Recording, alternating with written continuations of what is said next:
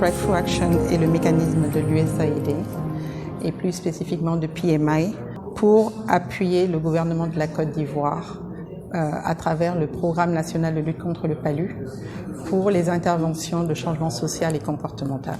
Cet atelier dans lequel nous sommes depuis le début de la semaine a pour objectif de développer le plan stratégique national de communication pour le changement social et comportemental. Ce plan stratégique se base sur les priorités développées dans le plan stratégique national de lutte contre le paludisme.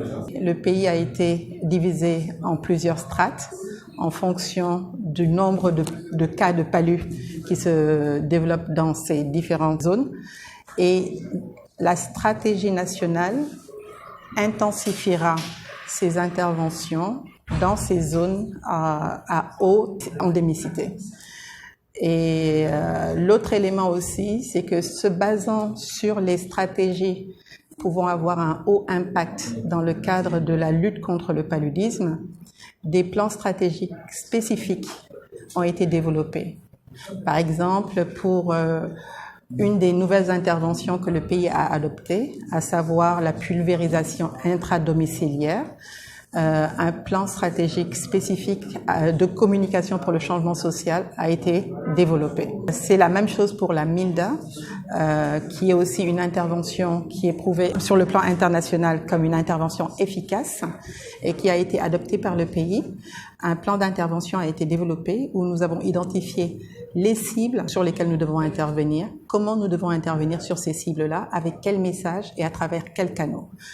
Cela s'est fait aussi pour d'autres interventions telles que les interventions liées à la prévention du paludisme chez la femme enceinte et chez le nourrisson, le médicament que les femmes enceintes prennent lors des consultations prénatales. Nous avons vu aussi comment faire pour mieux toucher les femmes. Et enfin, le paludisme est considéré comme une maladie banale en Côte d'Ivoire.